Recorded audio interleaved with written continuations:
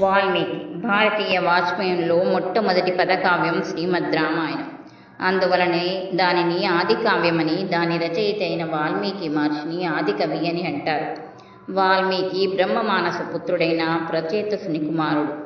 అందువలన ప్రచేతసుడిగా వ్యవహరించబడేవాడు. చిన్నతనంలోనే తండ్రి శాపం వలన బోయకులంలో చేరి కిరాతకునిగా తిరగసాగాడు. అయితే తండ్రి శాపానికి ఉపసంహారంగా కొంతకాలం కిరాతకునిగా వెలిగిన తర్వాత కొందరి మహాపురుషుల కటాక్షంచే దివ్య మంత్రోపదేశం జరిగి గుణవృత్తులను విడిచి బ్రహ్మర్షిగా శాశ్వత కీర్తిని పొందగలడని అనుగ్రహించారు.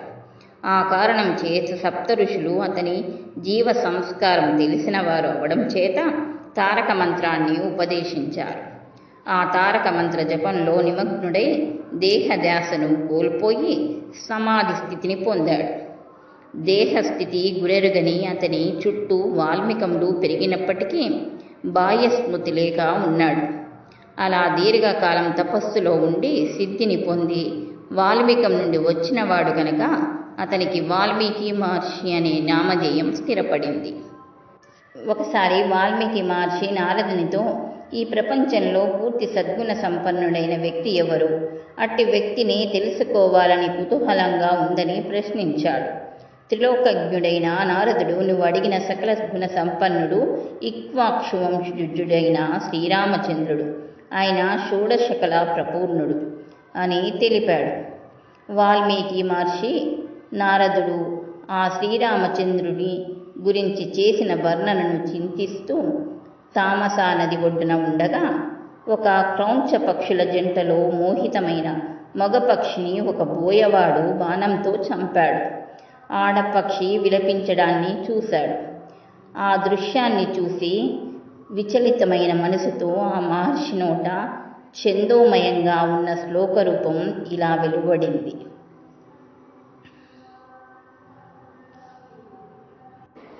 మానిషాద ప్రతిష్టాం త్వమగమ శాశ్వతి సమా యత్ క్రౌంచ మిథునాదేకమబ్ధి కామమోహితం.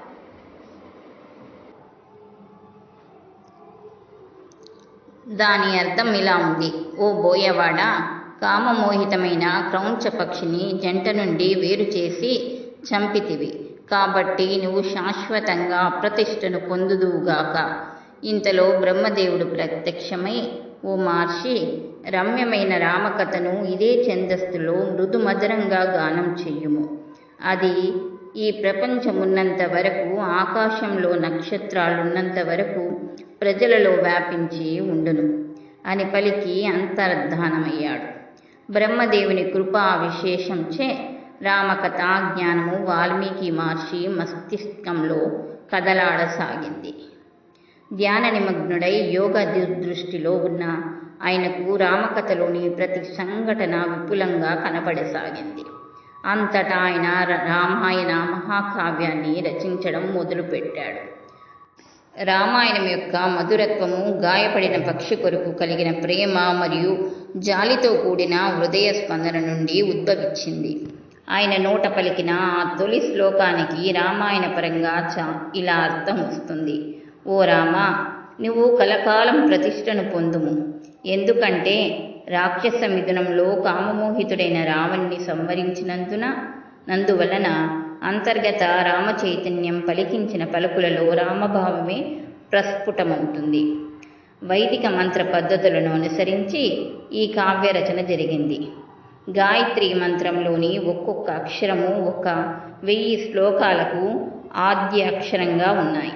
మొత్తం అందులో ఉన్న 24 అక్షరాలు 24,000 శ్లోకాలుగా రామాయణంలో వివరించబడ్డాయి.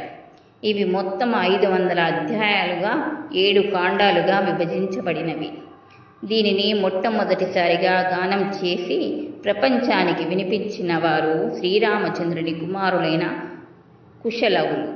వాల్మీకి రచించిన ఆ కావ్యంలోని కవిత చమత్కృతులు, రసమాధుర్యాలు ఎప్పటికీ నూతనంగానే దర్శనమిస్తాయి. అందుచేతనే వాల్మీకి మహర్షిని కవికోకిల అన్నారు. వ్యాస మహర్షి వాల్మీకి శిష్యుడై సరస్వతీదేవిని ఉపాసించి పురాణ రచన సామర్థ్యాన్ని సాధించినట్లు తెలుస్తుంది. వాల్మీకి రుక్షుడు, భార్గవుడు, ప్రచేతసుడు అనే ఇతర నామాలు ఉన్నాయి. భృగు సంప్రదాయంలోని వాడు కనుక భార్గవునిగా వ్యవహరించబడ్డాడు.